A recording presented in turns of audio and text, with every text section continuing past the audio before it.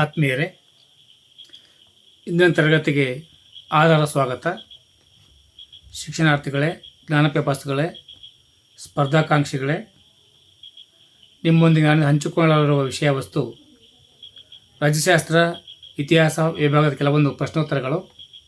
ಈ ಸಾರಿ ಕಾಂಪಿಟೇಟಿವ್ ಎಕ್ಸಾಮ್ಗಳಿಗೆ 1 ಅಂಕದ ಪ್ರಶ್ನೋತ್ತರಗಳು ಹೆಚ್ಚು ಬರ್ತವೆ ಅಂತ ತಿಳಿದು ಬಂದಿದೆ.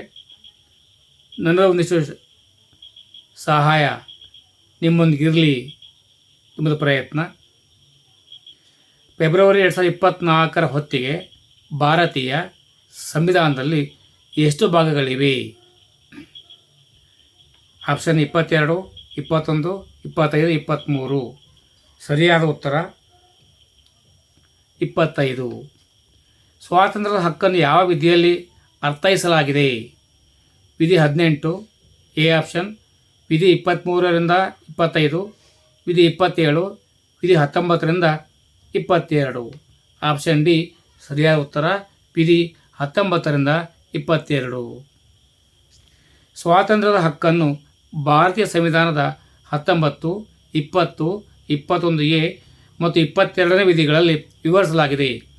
ಈ ವಿಧಿಗಳು ನಾಗರಿಕರಿಗೆ ಕೆಲವು ಮೂಲಭೂತ ಸ್ವಾತಂತ್ರ್ಯಗಳನ್ನು ಖಾತರಿಪಡಿಸುತ್ತವೆ. ಭಾರತದ ಸಂವಿಧಾನದ 19ನೇ ವಿಧಿಯು ಎಲ್ಲ ನಾಗರಿಕರಿಗೆ ಕೆಳಗಿನ 6 ಮೂಲಭೂತ ಹಕ್ಕುಗಳನ್ನು ನೀಡಿ ರಕ್ಷಿಸುತ್ತದೆ. ಪತ್ರಿಕಾ ಸ್ವಾತಂತ್ರ್ಯ ಸೇರಿದಂತೆ ವಾಕ್ ಮತ್ತು ಅಭಿವ್ಯಕ್ತಿ ಸ್ವಾತಂತ್ರ್ಯ, ಶಸ್ತ್ರಾಸ್ತ್ರಗಳಲ್ಲದೆ ಶಾಂತಿಯುತವಾಗಿ ಸಭೆ ಸೇರುವ ಸ್ವಾತಂತ್ರ್ಯ, ಸಂಘಗಳು, ಒಕ್ಕೂಟಗಳು ಅದು ಸಹಕಾರ ಸಂಘಗಳು ರಚನೆ, ಭಾರತದಾದ್ಯಂತ ಮುಕ್ತ ಚಲನೆ, ಭಾರತದ ಯಾವುದೇ ಭಾಗದಲ್ಲಿ ನಿವಾಸ ಮತ್ತು ನೆಲೆ, ಯಾವುದೇ ವ್ಯಕ್ತಿ ಉದ್ಯೋಗ ವ್ಯಾಪಾರ ಕೈಗೊಳ್ಳಬಹುದು. ವಿಧಿ 20ನೇ ವಿಧಿ ಪ್ರಕಾರ ಅಕ್ರಮ ಬಂಧನ ಮತ್ತು ಸೆರೆವಾಸದ ವಿರುದ್ಧ ರಕ್ಷಣೆ. ವಿಧಿ 21 ಎ ಏನು ಹೇಳ್ತಪ್ಪ ಅಂದರೆ ಜೀವನ ಮತ್ತು ವೈಯಕ್ತಿಕ ಸ್ವಾತಂತ್ರ್ಯದ ಹಕ್ಕನ್ನು ರಕ್ಷಿಸುತ್ತದೆ.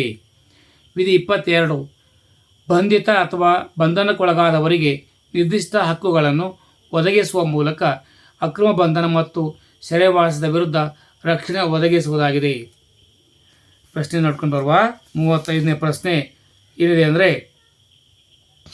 ರಾಜ್ಯ ನೀತಿಯ ನಿರ್ದೇಶಕ ತತ್ವಗಳನ್ನು ಈ ಕೆಳಗಿನ ಯಾವ ಸಂವಿಧಾನದಿಂದ ಎರವಲು ಪಡೆಯಲಾಗಿದೆ? Option A Ireland, Canada, America, Australia. Option A Ireland. 35ನೇ ಪ್ರಶ್ನೆ ಉತ್ತರಕ್ಕೆ ಆಪ್ಷನ್ ಎ ಐರ್ಲೆಂಡ್ ಆಗಿದೆ. ಭಾರತೀಯ ಸಂವಿಧಾನದಲ್ಲಿನ ರಾಜ್ಯ ನೀತಿ ನಿರ್ದೇಶಕ ತತ್ವಗಳು DPSP ಐರ್ಲೆಂಡಿನ ಸಂವಿಧಾನದಲ್ಲಿನ ಸಾಮಾಜಿಕ ನೀತಿಯ ನಿರ್ದೇಶಕ ತತ್ವಗಳನ್ನು ಆಧರಿಸಿದೆ.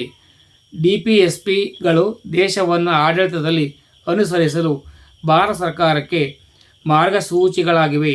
ಅವುಗಳನ್ನು ಕಾನೂನುಬದ್ಧವಾಗಿ ಜಾರಿಗೊಳಿಸಲಾಗುವುದಿಲ್ಲ, ಆದರೆ ತತ್ವಗಳನ್ನು ದೇಶದ ಆಡಳಿತಕ್ಕೆ ಮೂಲಭೂತವೆಂದು ಪರಿಗಣಿಸಲಾಗುತ್ತದೆ.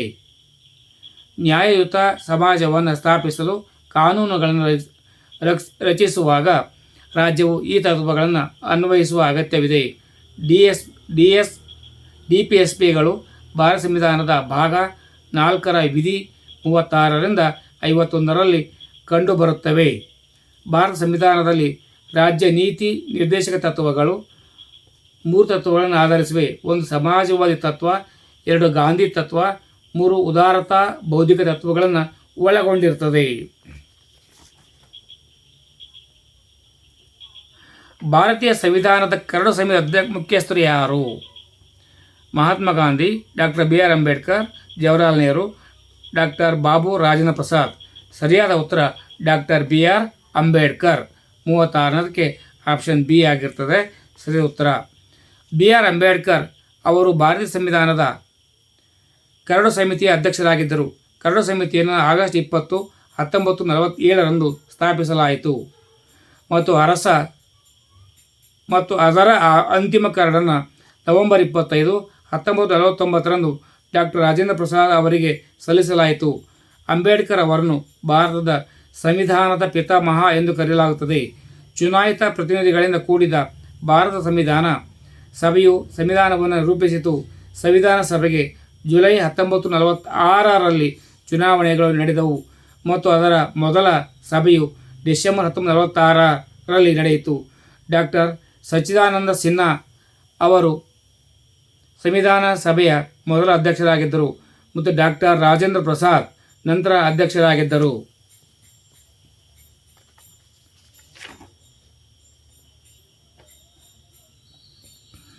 ಸಂಸತ್ತು ಇದನ್ನು ಒಳಗೊಂಡಿದೆ. ಏನನ್ನ? ಲೋಕಸಭೆ ಮತ್ತು ರಾಜ್ಯಸಭೆ, ಭಾರತ ಸುಪ್ರೀಂ ಕೋರ್ಟ್, ಲೋಕಸಭೆ ಮತ್ತು ರಾಜ್ಯಸಭೆ, ರಾಷ್ಟ್ರಪತಿ, ಲೋಕಸಭೆ ಮತ್ತು ರಾಜ್ಯಸಭೆ, ಪ್ರಧಾನಮಂತ್ರಿ, ಲೋಕಸಭೆ ಮತ್ತು ರಾಜ್ಯಸಭೆ. ಉತ್ತರ ಆಪ್ಷನ್ ಸಿ, ರಾಷ್ಟ್ರಪತಿ, ಲೋಕಸಭೆ ಮತ್ತು ರಾಜ್ಯಸಭೆಯಾಗಿರುತ್ತದೆ. ಭಾರತೀಯ ಸಂಸತ್ತು 3 ಘಟಕಗಳು ಮಾಡಲ್ಪಟ್ಟಿದೆ: ರಾಷ್ಟ್ರಪತಿ, ರಾಜ್ಯಸಭೆ ಮತ್ತು ಲೋಕಸಭೆ.